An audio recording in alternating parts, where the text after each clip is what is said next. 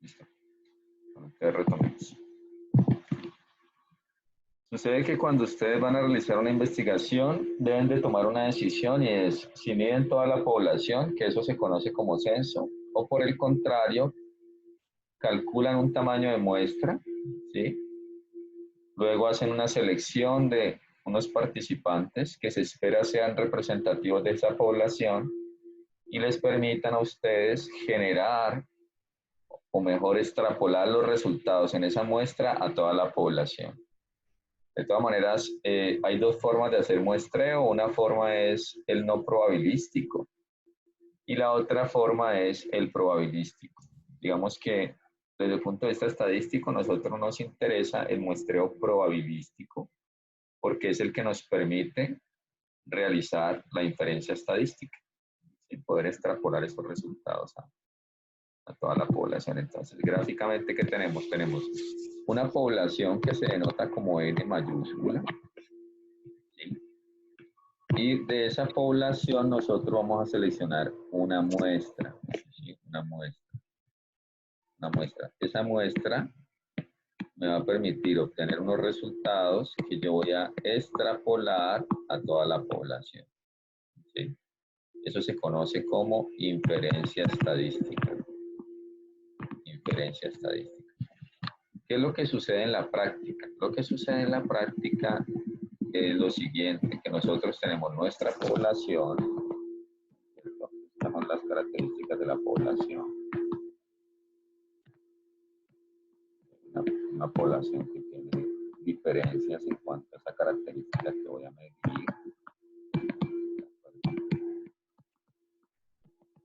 Y entonces yo voy a seleccionar una muestra, ¿bien?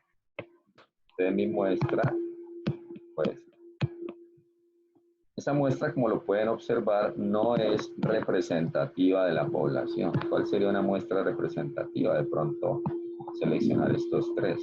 ¿Sí? Estos tres son representativos. O seleccionar estos tres, también son representativos. O estos tres de aquí.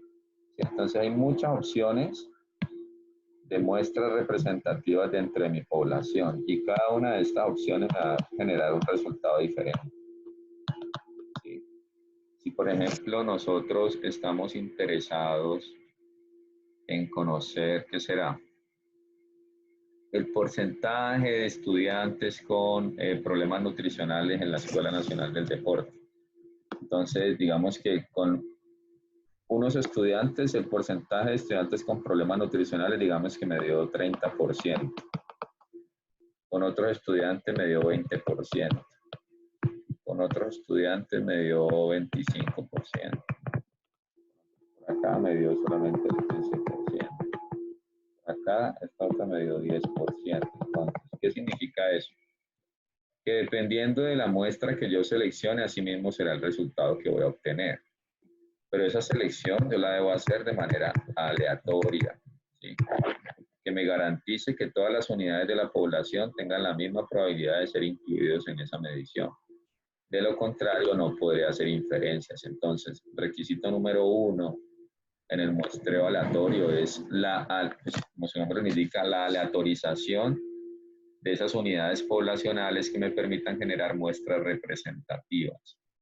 Por ejemplo, en esta población que les acabo de presentar, pues existe una altísima heterogeneidad y está claramente identificada, ¿sí? Son tres estratos, el estrato del triángulo verde, el círculo rojo y el cuadrado azul. Son tres estratos, entonces el muestreo lo debo hacer de manera estratificada. Eso lo vamos a ver ahorita. Entonces, pues, ¿por qué es importante hacer muestreo? Porque vamos a obtener información sobre, lo que buscamos es buscar información sobre esos parámetros. Recuerden que la definición de parámetro es una medida que se obtiene utilizando todos los datos de la población, es decir, a partir de un censo. En cambio, el estimador es una medida que se obtiene a partir de los datos de una muestra. Entonces, para obtener un parámetro, necesariamente tendré que hacer un censo. Pero en la práctica, realizar censo a veces es difícil. Por lo tanto, acudimos a un muestreo representativo, aleatorizado, probabilístico, que me permita generar estimaciones confiables, válidas, de esos parámetros que no vamos a conocer, sino que vamos a tratar de acercarnos a ellos. Es difícil en muchos casos localizar todos los elementos de la población. De hecho, el DANE cuando hace los censos, en muchos casos no puede llegar a medir a toda la población por dificultad en el acceso, porque viven en la cima, en la parte alta de una montaña, entonces hay dificultad en el acceso. Entonces no. Es importante hacer muestreo porque es menos costoso y nos reduce el tiempo de la aplicación, el tiempo de trabajo de campo. No es lo mismo usted tener que medir 2.000 personas a tener que medir, supongamos, 300 o 250. Y por eso también en muchos casos es más confiable hacer un muestreo que un censo, porque usted lo hace con mayor calidad, lo hace con más detenimiento. Entonces, a menos que usted el censo lo realice con un número importante de personal que le garantice buena supervisión en cuanto al diligenciamiento de sus cuestionarios. Y esa sería pues la única manera de garantizar que sean similares.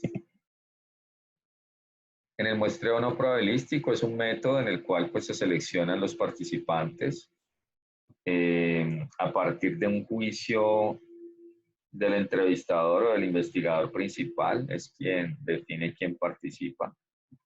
No se presenta un método de aleatorización, no se dice cómo se hizo la selección, sino que queda a juicio de ese entrevistador o investigador. Y por eso los resultados que se obtengan solamente se pueden concluir, no extrapolar, se pueden concluir únicamente a los participantes de esa medición. Quiere decir que en el muestreo no probabilístico la inferencia no aplica. Se aplica sobre todo en estudios cualitativos donde no se requiere proyectar los resultados obtenidos. Cuando no tenemos un marco muestral apropiado, si no contamos con un listado o con algo que nos permita generar la aleatorización. Ejemplo, si queremos hacer, como les comentaba hace un momento, un estudio con los estudiantes de la Escuela Nacional del Deporte, el marco muestral que yo necesitaría para ese estudio es el listado o ese CD, esa USB donde se encuentra la base de datos de todos los estudiantes matriculados en este semestre, para a partir de esa información poder hacer un proceso de aleatorización, ejemplo, usar números aleatorios o aplicar con un programa, con software. La mayoría de los programas estadísticos nos permiten generar muestras aleatorias, es simplemente una orden y él me genera eso. Porque anteriormente se hablaba de las tablas de números aleatorios, pero pues ya no aplica, ¿no? Ya tenemos acceso al computador. Otro mecanismo que se ha utilizado en algunos casos cuando la población es pequeña es, por ejemplo, una urna. Entonces tenemos una urna y allí introducimos unos papeles con los nombres de todas las unidades poblacionales y se hace la selección aleatoria de los participantes. Entonces, indispensable para el muestreo probabilístico contar con un marco muestral. De lo contrario, no podemos llevar a cabo esa aleatorización. Cuando utilizamos también muestreo no probabilístico, cuando el costo de una muestra probabilística es muy alto, y es alto justamente por lo que les estoy comentando. Y es que debemos de contar con un marco muestral apropiado y en muchos casos el marco muestral no existe. ¿Sí? Entonces ustedes dicen, profesor, no profesor, usted plantea su proyecto de grado y dice, quiero estimar la prevalencia de problemas nutricionales en los trabajadores de la salud en Cali. Entonces, levantarse ese marco muestral es muy costoso, lleva mucho tiempo, porque tendría que ir a todas las IPS, a las instituciones prestadoras de servicios de salud de Cali, y solicitar el listado de los trabajadores actuales. ¿Sí? Y luego entonces consolidar todo eso en una base de datos y realizar un muestreo aleatorio. Entonces allí seguramente hay que plantear un tipo de muestreo diferente, que lo vamos a ver ahora, por ejemplo, conglomerados. Entonces usted hace, ¿qué es un conglomerado? Es donde tenemos muchas unidades poblacionales y al interior de esas unidades poblacionales podemos tener alta heterogeneidad. Entonces, un conglomerado puede ser una IPS, ¿sí? Entonces se selecciona una IPS y se mide completa. Bien.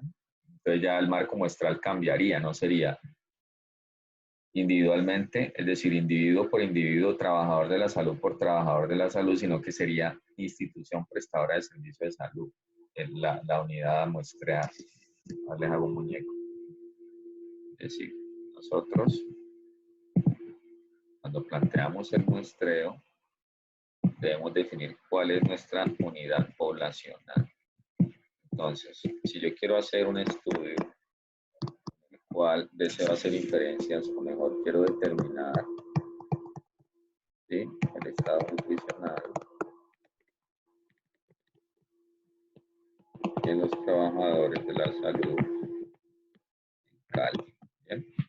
Entonces, ¿cuál sería una opción? Una primera opción. La opción número 1 es conseguirse una base de datos, construirla, donde aquí está, por ejemplo, el nombre bueno, aquí está, digamos, un identificador.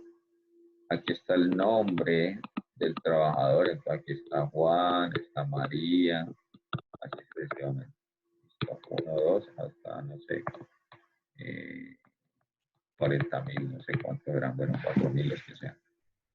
Esa sería la opción 1. La opción 2 es colocar acá el mismo ID, ¿no es cierto? Pero aquí vamos a tener la institución prestadora de servicios de salud. Entonces aparece, por ejemplo, Inbanaco, aparece Fundación Valle Lili, HV. Entonces, este va a ser mucho más pequeño, este va a tener, no sé, pongámosle 60. En cambio, este va a tener, ¿cuántos podrán haber en cambio?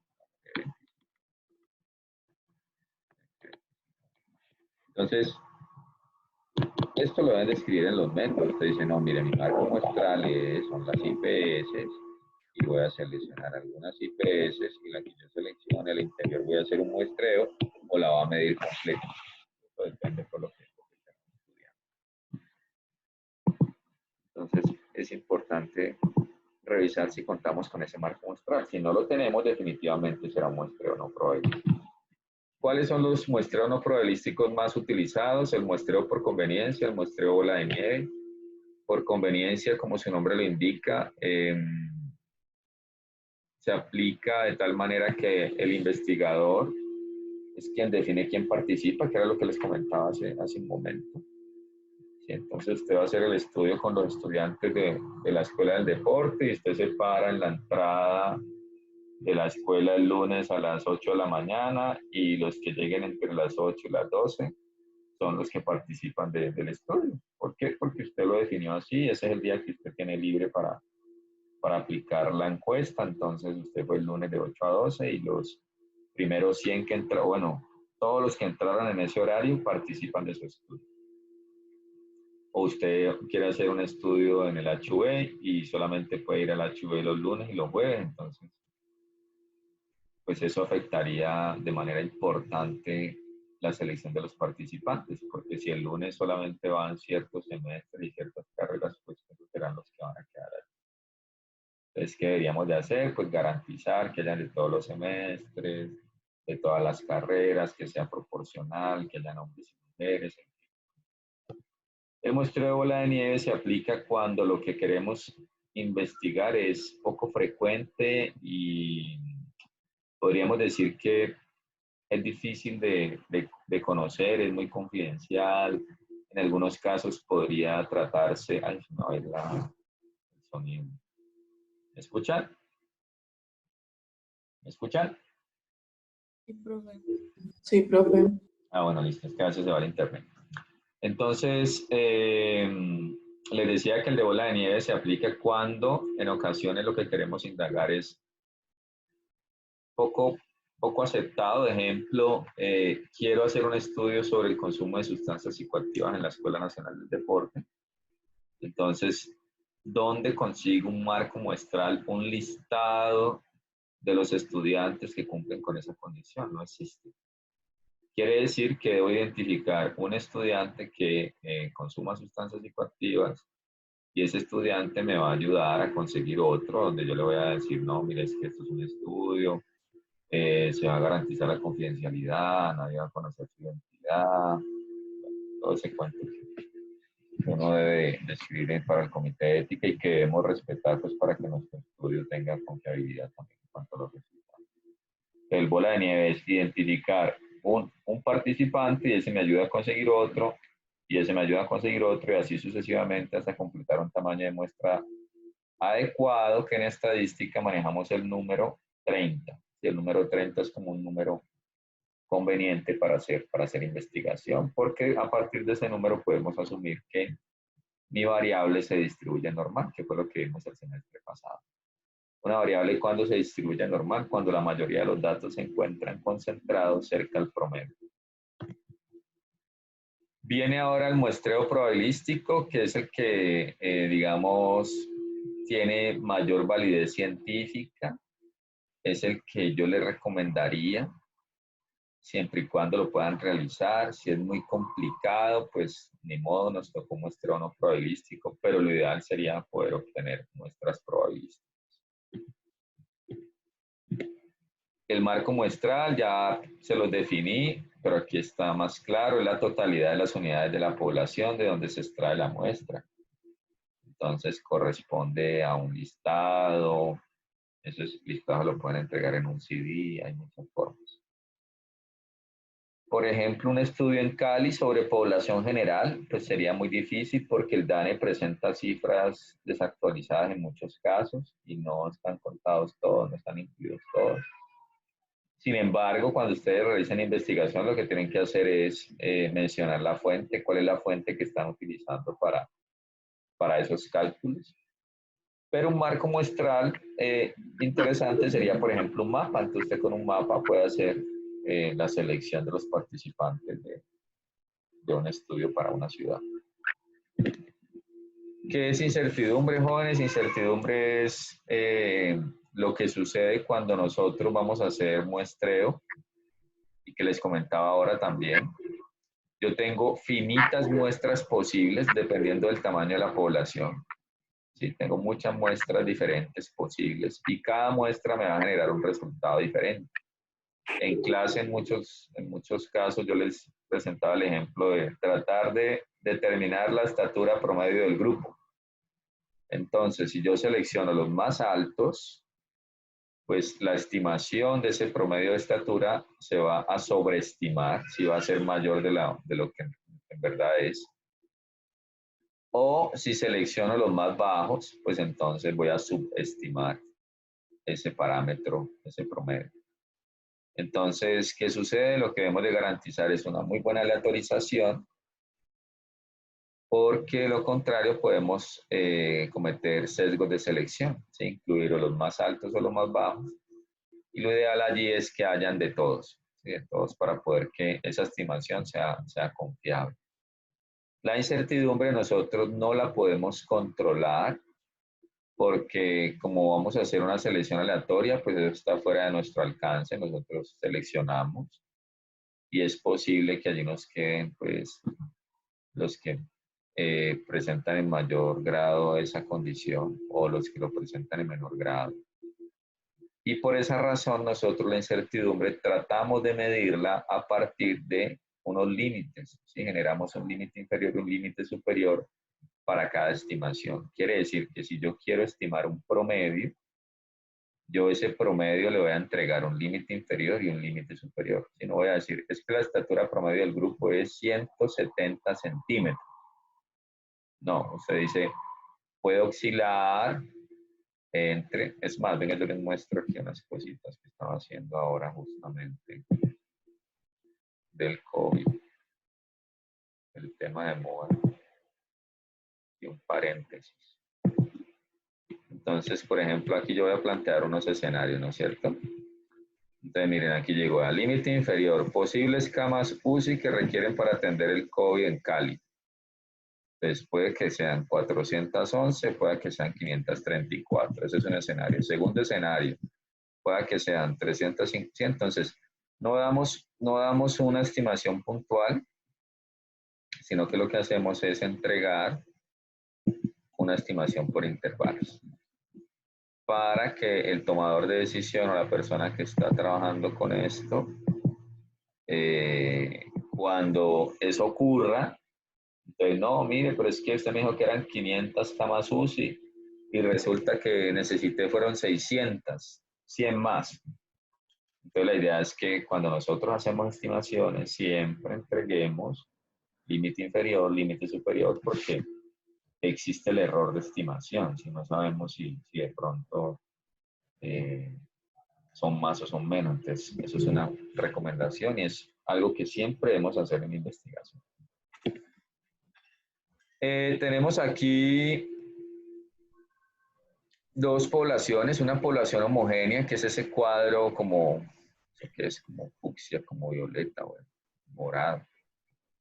Y el otro es un cuadro con mayor heterogeneidad porque tiene como unas líneas azules claras que atraviesan, unos cuadros amarillos, bueno, cuadros, unas figuras allí, ¿sí? Muy diferentes. Entonces, la muestra representativa para el cuadro número 1, ese cuadro fucsia, es muy baja porque tenemos poca variabilidad. Si yo tengo poca variabilidad, pues no necesito tomar una muestra grandísima. Si usted va a sacar o quiere conocer las características de su sangre, usted saca un tarrito, unas gotitas. Y no necesito sacar, pues, un litro, sino un poquitico. Porque hay homogeneidad en el cuerpo con relación a la sangre.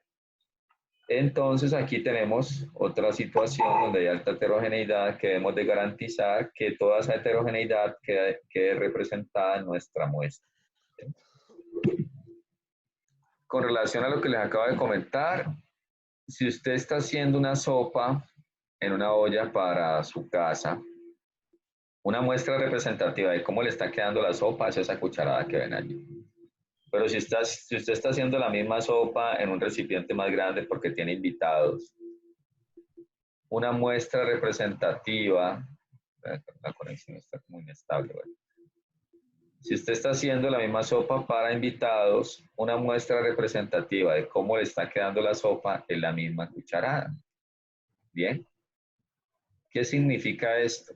Que el tamaño de la población no es en muchos casos se ajusta por el tamaño de la población, pero el tamaño de muestra no es proporcional al tamaño de la población. No significa que entre más grande sea la población, necesariamente el tamaño de muestra tenga que ser más grande. ¿De qué depende esto? Depende de la variabilidad. Si existe poca variabilidad, la muestra va a ser pequeña. ¿Sí? Poca variabilidad en eso que voy a estimar. Y eso es muy importante que lo tengan en cuenta porque muchos investigadores dicen que se requiere por lo menos un 10% de la población para que la muestra sea válida, sea confiable. Ese porcentaje no sé de dónde salió.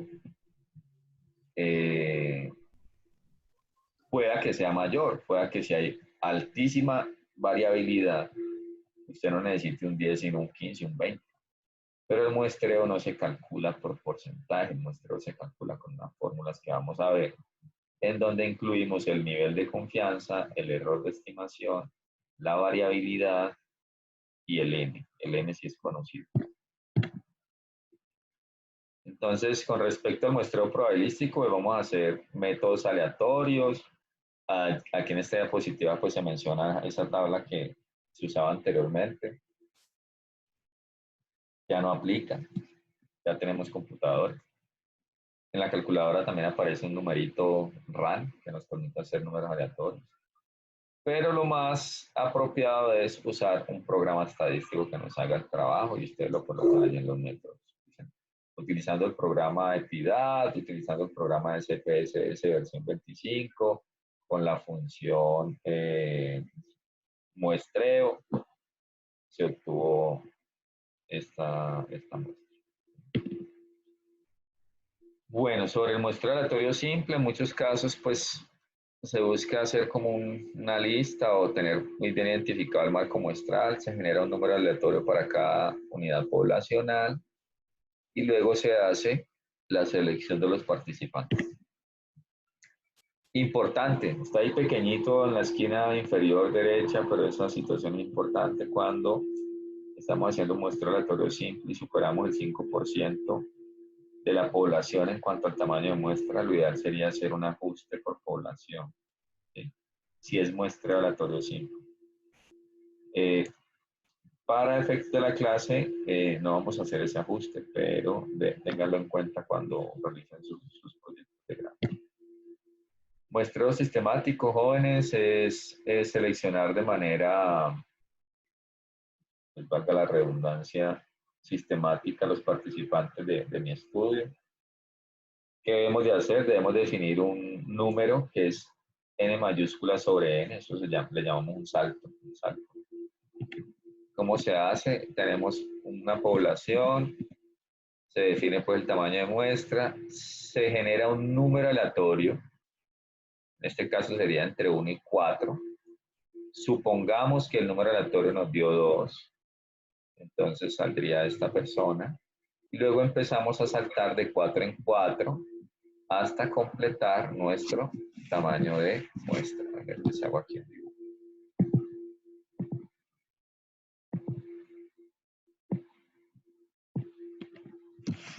Entonces ustedes siempre tienen un n, ¿no es cierto?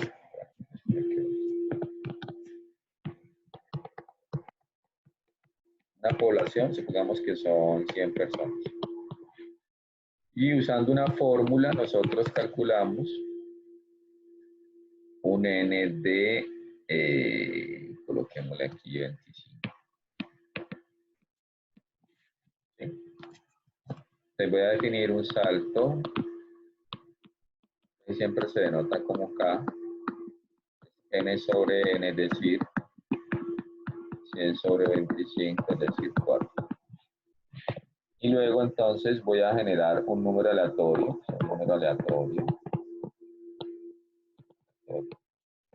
entre 1 y 4. Supongamos que sale el 2. Si sale el 2, entonces yo tengo aquí los participantes.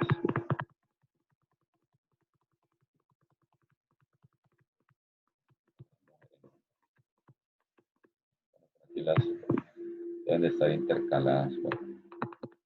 Entonces salió el 2. Entonces quiere decir que primero, luego salto 4. 1, 2, 3, 4. Entonces salto acá y selecciono esto. 1, 2, 3, 4. Salto acá y selecciono. Y así sucesivamente hasta completar el n de 25. De esa manera estoy garantizando que todas las unidades de la población tienen la misma probabilidad de ser incluidos. ¿Por qué? Porque si el número aleatorio hubiese sido 3, pues entonces esta sería mi muestra. Si hubiese sido 4, pues entonces mi muestra sería esta. Si hubiese sido el 1, entonces mi muestra sería esta. Entonces, todos tienen probabilidad de ser incluidos. Todos. ¿De qué depende este número aleatorio? ¿Cómo sacamos este número aleatorio? Este número aleatorio lo podemos generar utilizando Excel. Vamos a hacerlo por acá.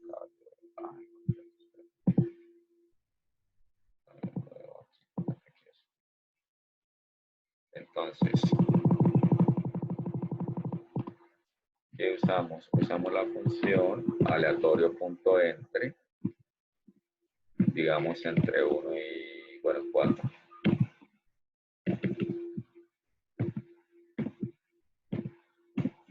Entonces salió 4, cada que yo escriba una cosa, él me genera un número aleatorio. Entonces, si usted va a hacer una rifa y tiene 100 números, pues le cambia el 4 por un 100. Y él le va a generar números aleatorios cada vez que usted escriba algo, ¿no? Modifique algo. Todos son números aleatorios. Entonces, de esa forma ustedes pueden seleccionar los participantes. Muy bien, el muestreo, con este sistemático, aquí está, se selecciona número aleatorio, lo mismo.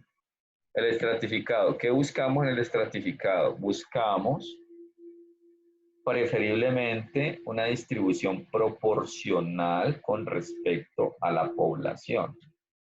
¿Qué significa eso? Que si voy a hacer un muestreo donde hay mujeres y hombres,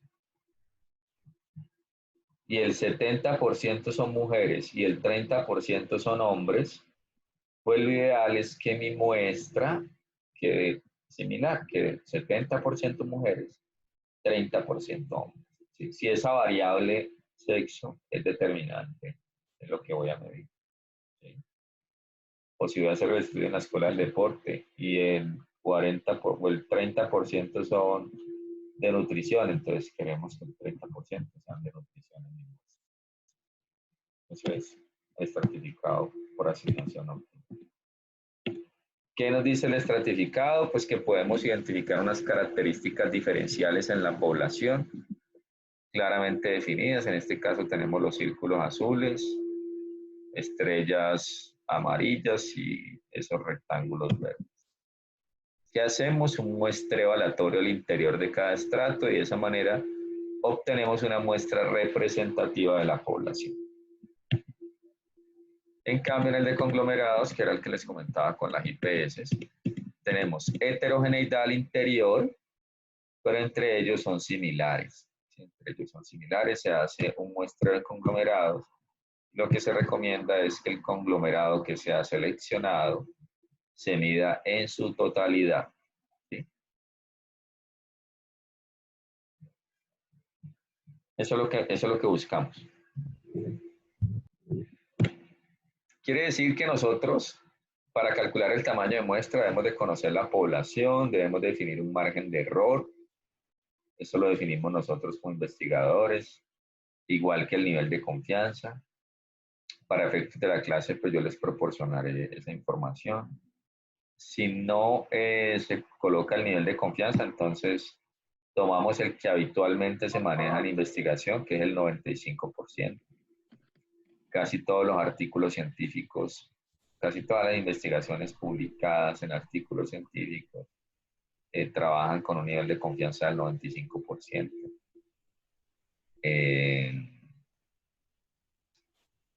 Pero digamos que lo que se sugiere es que no sea menos del 90%. Entonces, si el tamaño de muestra a usted le da muy alto y usted necesita ajustarlo, entonces reduzca confiabilidad en cuanto a sus resultados, pero no la vaya a reducir por debajo del 90%. Entonces, lo que debemos hacer es jugar con el nivel de confianza y con el error permitido. ¿Sí? Entonces, usted tiene un error, va a estimar un porcentaje y el error está del 6%. Y todavía tiene un tamaño de muestra muy alto. Entonces, auméntela al 10%, por ejemplo. Eso tiene implicaciones, por supuesto. Pero lo importante es que usted metodológicamente argumente el tamaño de muestra, que usted cuando se presente o vaya a mostrar su proyecto de grado y usted diga, no, mire, es que hayan 4.000 estudiantes, pero yo medí 200. Te van a decir, ¿y por qué no midió 210? ¿O por qué no midió 190? ¿O por qué no midió 300? ¿Cuál es su argumento? Usted tiene que decir, no, utilicé un nivel de confianza del 90%, un error de estimación del 8%. Esta fue la variabilidad que apliqué utilizando un estudio previo. Y toda esa información, que es la que nosotros hemos encontrado en las fichas técnicas, sobre todo cuando estamos en época electoral, ¿no? Que se pone pues como en auge el tema de quién va a ganar. Entonces, las firmas consultoras realizan sondeos de opinión a través de muestreos aleatorios representativos del país. Entonces, miden 1.500 personas en todo el país y con esas 1.500 generan inferencias con un nivel de confiabilidad interesante. En muchos casos aciertan, ¿no? A veces se equivocan, pero eso está dentro de los márgenes de error. Entonces, eso es como el juego de la estadística. No poder argumentar. Entonces, usted dice, no, es que yo me di 200 porque por recursos. Resulta que las fotocopias costaban 1.000 pesos y yo tenía en mi presupuesto 200.000 pesos. Entonces, ¿cuántas fotocopias puedo generar? Pues 200, porque si cada copia le vale 1.000 y tiene 200.000, pues usted no puede tener un tamaño de muestra superior a 200. Entonces, es un muy buen argumento, pero usted lo complementa con una fórmula estadística que le dice, bueno, a pesar de que yo ajusté mi tamaño de muestra a partir del presupuesto, yo hice el cálculo y este tamaño de muestra tiene un nivel de confianza del 90% y un error de estimación del 8%. Ejemplo. Lo que les acababa de comentar, el nivel de confianza debe estar por lo menos en un 90%. No debemos de tenerlo por debajo del 90%. Porque eso trae implicaciones, ¿no? Con relación a los resultados. Listo, porque me quedó así. Yo he arreglado este, no, no, me lo reviso otra vez rápido.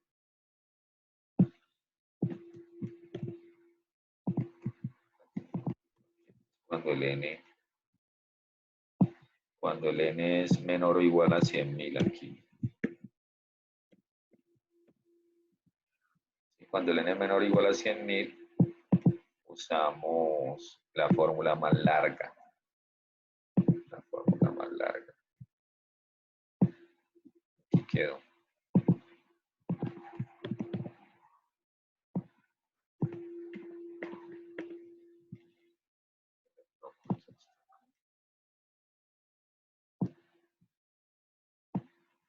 Aquí está la neosis, está arregladita. Ya no sé por qué me la tiré.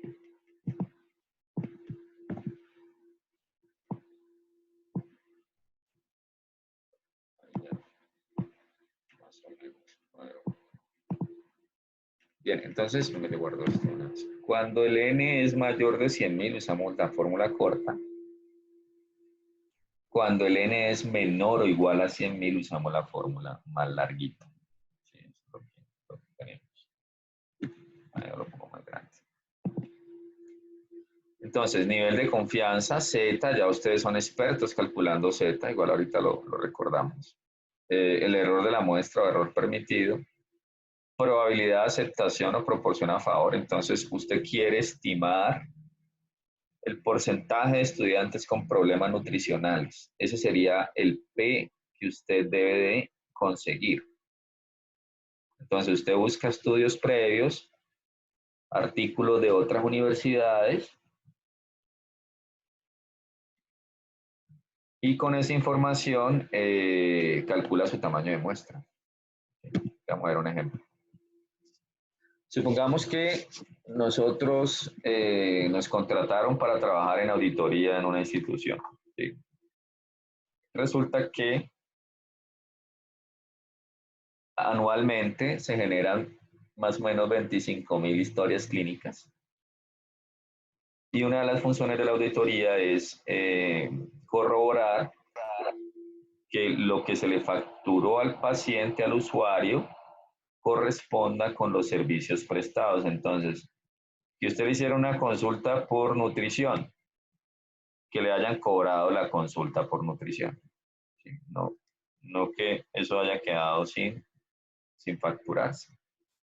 Entonces, ¿cuál es la idea? La idea es no tener que medir los 25.000, no tener que revisar mejor las 25.000 historias clínicas, sino calcular un tamaño de muestra que nos permita realizar una estimación de cuánto puede ser ese porcentaje de discrepancia entre lo facturado y lo reportado en la historia clínica.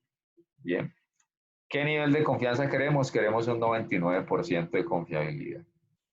¿Qué error con relación a esa proporción queremos? Un 2%. ¿Y qué sucede? Que eso ya lo voy a contar acá. ¿Qué sucede, jóvenes? Sucede lo siguiente. Que nosotros debemos conocer P. ¿Sí? Debemos conocer P para poder hacer la fórmula. P, necesitamos P. Entonces, P, ¿dónde sale? P puede salir de 3 partes. Número 1, lo que les comentaba, estudios previos. Número 2, no encontré información o yo quiero mejor hacer una prueba piloto con datos reales de mi población para obtener una estimación de ese P. Usted dice, bueno, listo, entre paréntesis. Está dando el estudio en la Escuela Nacional de Deporte, entonces no, pues yo voy a medir 20 compañeros, ¿no es cierto? Voy a medir 20 compañeros en el piloto y voy a mirar cuáles de ellos tienen problemas nutricionales. Que mira que hubo 4 con problemas nutricionales. ¿Eso qué significa? Que el P sería 4 sobre 20, es decir, 0.2. ¿Sí? Entonces, opción número 1, buscar artículos relacionados, estudios previos, población similar y obtener ese P. O hacer un piloto. O si no encontró ni estudios previos, ni tiene tiempo ni dinero para hacer pruebas piloto, entonces le toca usar P igual a 0,5. ¿Qué implicación tiene usar P igual a 0,5? Ya les voy a mostrar. Aquí resulta que la varianza para este cálculo de tamaño de muestra es P por Q. ¿Quién es Q? ¿Qué es eso de Q? Q es el complemento de P, es decir, 1 menos P. Por lo tanto, yo tengo, por ejemplo, P igual a 0,3, entonces Q valdría 0,7, porque siempre la suma de estos dos me tiene que dar 1, ¿sí? Entonces, si P, por ejemplo, me da 0,42, P entonces me daría 0,58. ¿Sí? P vale 0,99. Q valdría 0,01. ¿Sí? Ese complemento. Entonces, ¿qué pasa? Eso ustedes no lo tienen que hacer, ¿no? Sino que es para explicarles. 0,01, 0,02. Entonces, nosotros tenemos diferentes valores posibles de P. Vamos a centrar esto acá. Vamos a colocar esto más. Y movilicemos esto. Listo. Entonces, vamos a colocar así, a calcular hasta 0,99. Entonces, si este es P, Q sería 1 menos esto. Y la varianza sería este por este.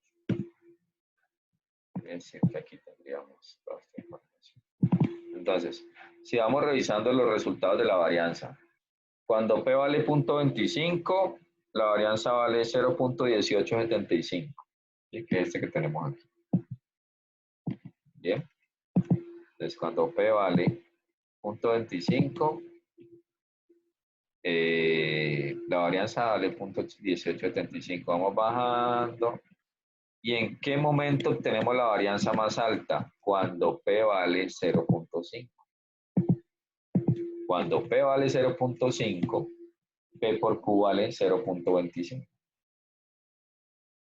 Entonces allí obtenemos la máxima variabilidad. Por lo tanto, si usted no puede hacer piloto ni tiene estudios previos, le toca usar P igual a 0,5, teniendo claro que va a obtener el tamaño de muestra más alto.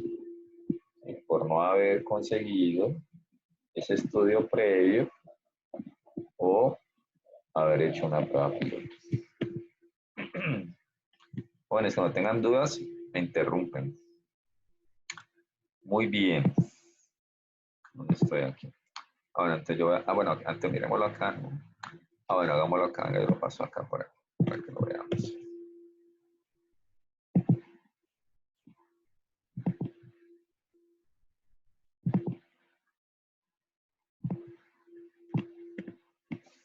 Voy a pegar esto aquí.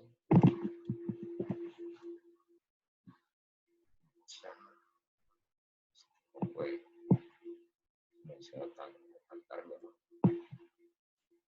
Por eso prefiero contarlo y no leerlo porque.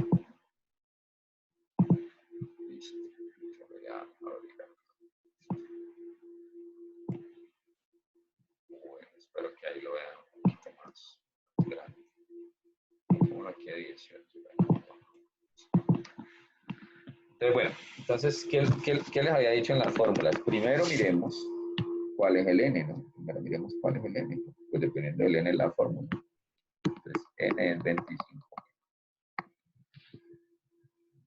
N es 25.000 aquí. La fórmula que vamos a usar es la fórmula larga, porque ese n es menor de 100.000. La fórmula larga es el error al cuadrado menos 1. Vamos a empezar por el denominador. Aquí sería z cuadrado NPQ. Listo. Entonces necesitamos z. Entonces z, ¿de dónde proviene? El nivel de confianza. Dicen que el nivel de confianza es del 99%. Entonces, ¿qué vamos a hacer? Tenemos aquí la distribución z.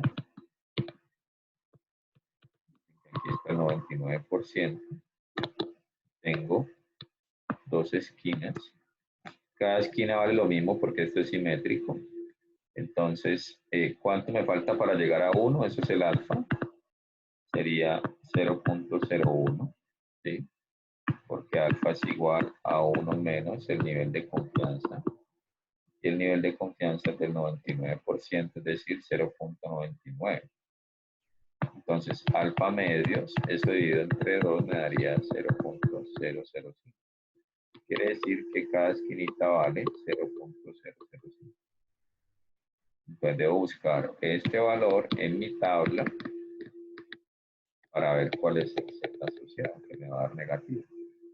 Que lo quiero en positivo, entonces si lo quiero en positivo le tocaría buscar la suma de estos dos, que sería 0,995. Entonces vamos a la tabla Z, le busquemos 0.005. Esta tabla es muy pequeña. Es que hago para ampliar esto. A ver, 0.005. Entonces mira que acá hay dos opciones. ¿Sí? Bueno, ambas están muy cercanas. Creo que en la presentación estoy usando esto, creo. ¿Qué deberíamos hacer? Usar el punto medio, es decir, aquí me está dando menos 2,58. Debería colocar menos 2,575, que sería más preciso, ¿no? Porque está entre estos dos, o sea, estaría aquí en la mitad de estos dos. Pero pues para no complicarnos, creo que yo usé menos 2,58. Pero ¿qué pasa? Como esto se eleva al cuadrado, acá, en rojo, como esto se eleva al cuadrado, lo puedo usar en valor absoluto. ¿Sí? Entonces, de esa manera obtengo el z sería igual a 2,58. Entonces ya tengo el z, tengo el n, el p. Me dicen que el año anterior las diferencias fueron del 2.5%. Quiere decir que el p sería 2,5%, que eso expresado en números sería 0,025. Y Q sería 0,975, que es la diferencia entre 1 y P. Entonces ya tenemos P, tenemos Q. El error, me lo están dando acá, me dicen que es de un 2%. Entonces el error, pongámoslo en color verde, el error es igual al 2%, que esto hay que expresarlo en números sería 0.02. Esa es una diferencia que debemos de tener clara cuando vamos a estimar un promedio. Sí, cuando vamos a estimar un promedio no, pues no se va a convertir en decimal, ¿no? Porque ya está en la escala que necesitamos.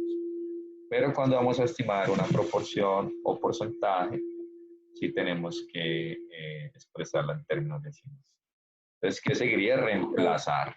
Reemplazar. Y eso ya lo tengo acá adelantado. Entonces, aquí está. N son 25.000 historias. El Z lo buscamos, nos dio 2.58. El P nos decían que el año pasado hubo un 2.5% de discrepancias, quiere decir que el P vale 0.025. El Q valdría 0.975. Reemplazamos toda esa información. ¿Qué debemos tener en cuenta? En el les muestro algo importante que debemos tener en cuenta. Profe. ¿Me están hablando? Sí. Hola. No escucho. Profe. No escucho nada, espérate. Hola, hola. La profe. Ah, ya escucho, ya escucho. Cuéntame. Profe, ¿de dónde salió Q? Que es el 0,975. Ah, muy bien. Entonces hagámoslo acá. Ya lo hago aquí al ladito. Tengo esto aquí. Uy, esto me está dañando esto.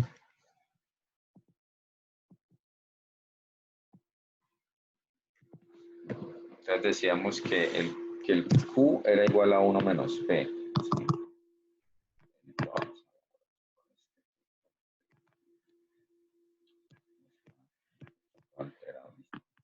Entonces, como P vale 0,025, entonces Q valdría 1 menos 0,025, y Q sería 0,975. Entonces se complementan. La suma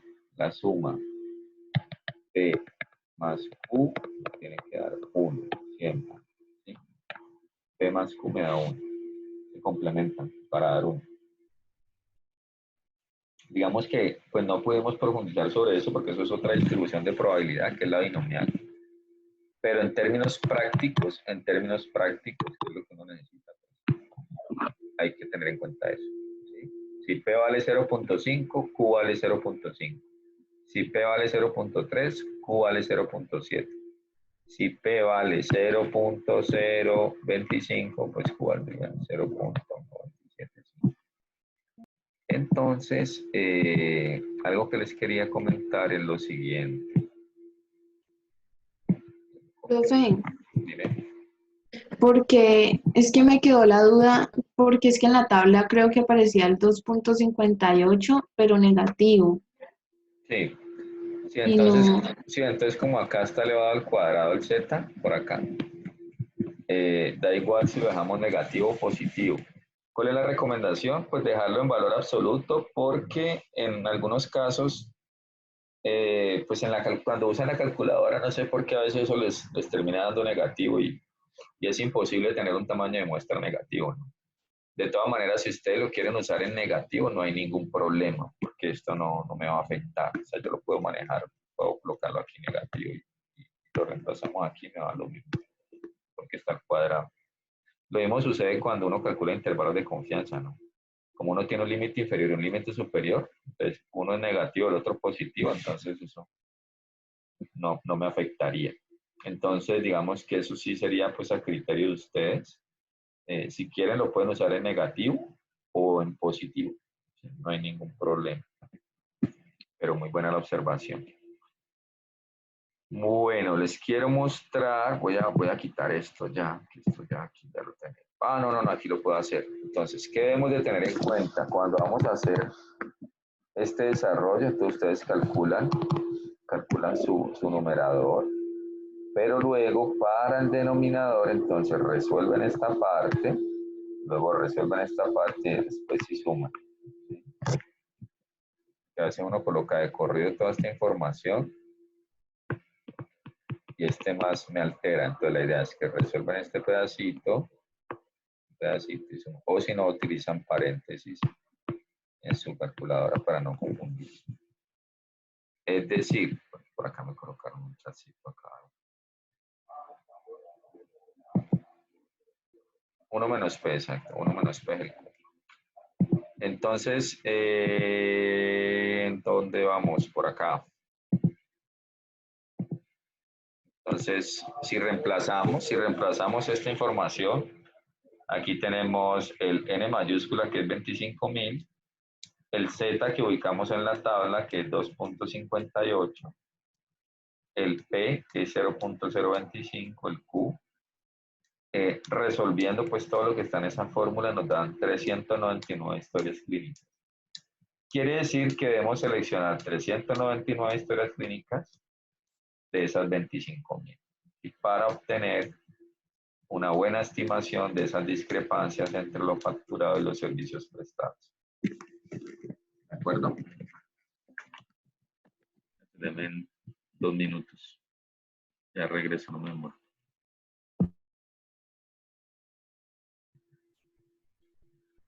Bueno, entonces vamos a ver otro ejemplo de proporción. ¿Sí? Entonces hoy veríamos estimación de tamaño de muestra, o mejor, cálculo de tamaño de muestra para proporción, y el próximo viernes veríamos cálculo de tamaño de muestra para promedio. Entonces ahora hay otro ejemplo. Se desea conocer el porcentaje de satisfacción de los clientes que ingresaron a un centro de acondicionamiento físico y nutricional no se cuenta con información previa. Por lo tanto, se hace una medición a 20 clientes obteniendo los resultados que aparecen en ese cuadro azul como con gris. Entonces, quiero estimar la satisfacción de los usuarios, clientes de un centro de acondicionamiento, pero no tengo información de estudios previos, por lo tanto, decido medir 20. ¿Bien? Entonces hago énfasis en eso porque no significa que el N mayúscula son 20. ¿Sí? El N mayúscula no lo conozco, no lo tengo. Entonces me toca usar la fórmula más corta, que eso era algo que se me había olvidado decirles. Si el N es mayor de 100.000 o es desconocido, utilizamos la fórmula corta. Si el N es menor o igual a 100.000, usamos la fórmula más larga. En este caso, el N mayúscula es desconocido. El P no lo podemos obtener de ningún estudio previo. Se decide hacer un piloto con 20 clientes y esa es la información. Lo otro es, la confiabilidad que buscamos para este tamaño de muestra es del 98% y el error de estimación que esperamos obtener es de un 3%. Bien, entonces queremos conocer cuál es el porcentaje de satisfacción de los usuarios de este centro de acondicionamiento físico. Y para eso hacemos una prueba piloto utilizando la información de 20 clientes. Entonces voy a pasar esto por acá. Lo ponemos acá.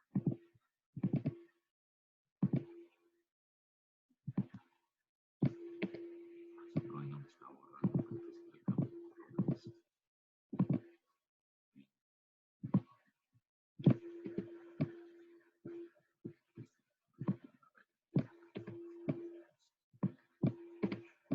Entonces voy a pegar lo que acabo de copiar. Lo voy a poner en tamaño 18 que usamos ahora. Y lo voy a ampliar. Y adicionalmente le voy a pegar esta información.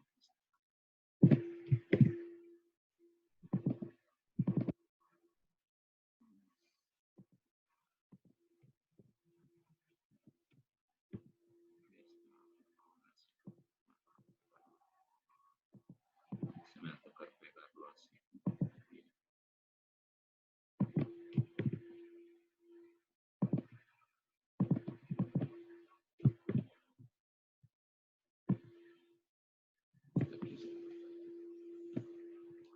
Entonces, necesitamos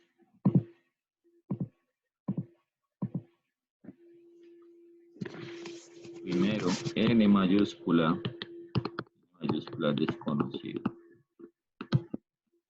Como es desconocido, vamos a usar la fórmula corta, es decir, Z cuadrado P por Q sobre el error al cuadrado. Bien, el nivel de confianza que nos solicitan es del 98%.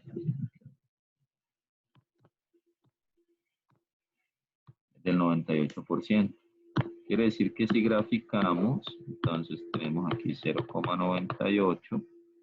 Recuerden que el alfa es lo que me queda faltando para 1, parecido al P y al Q. Entonces sería 0,02 y alfa medio sería 0,01. Quiere decir que cada una de estas esquinas vale 0,01. Entonces buscamos 0,01.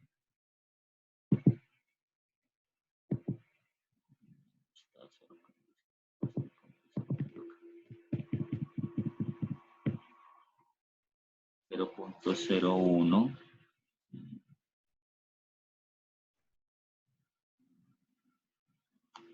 Aquí tenemos dos cercanos, pero el más preciso es este, ¿sí? 0,0099, porque en este otro se me pasa un poquito más, ¿no?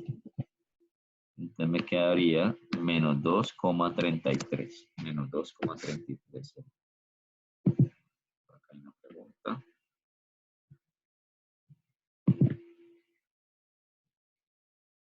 Por 2. Bueno, entonces Menos 2,33 sería el Z. Entonces Z. Luego el error que me están solicitando es un 3%. Entonces el error sería un 3% expresado en número 0.03. Y el P pues lo voy a obtener con la información de los 20 clientes. Entonces, ¿qué debo contar? ¿Cuántos sí estaban satisfechos? Entonces, 1, 2, 3, 4, 5, 6, 7, 8, 9, 10, 11, 12, 13, 14, 15, 16, 17. ¿Listo? Entonces quiere decir que hubo 17 de 20 satisfechos, es decir, 0,85. Luego Q sería 1 menos 0,85, Q sería igual a 0,15. Y luego reemplazamos en esta fórmula. Entonces, ¿qué vamos a reemplazar? El Z, que vale menos 2.33, P vale 0.85, Q vale 0.15 y el error vale 0.03. Bien, eso ya lo tenemos acá adelantado. Pues yo utilicé el 2.33 en positivo, pero pues como les comentaba, el elevado al cuadrado nos da lo mismo. Entonces aquí dice, a partir de los 20 datos se estima el valor de P. De los 20 pacientes hubo 17 que manifestaron estar satisfechos, por lo tanto P es igual a 17 sobre 20, 0.85. Como no tenemos el N mayúsculo, usamos la fórmula corta, quiere decir que debemos de preguntarle a 769 clientes si se encuentran satisfechos para poder hacer una muy buena estimación de ese porcentaje de satisfacción. Entonces, aquí lo que hemos revisado es la forma de nosotros calcular tamaños de muestra para estimar proporciones o porcentajes. ¿Sí? Estimar proporciones o porcentajes, que una proporción oscila entre 0 y 1 y un porcentaje oscila entre 0 y 100. Y en 8 días ya vemos lo de promedios. Pregunta, muchachos. ¿Dudas? ¿Ninguna? Voy a parar la grabación. Por acá me escribieron algo por ahí. Pues por ahorita no, profe, pero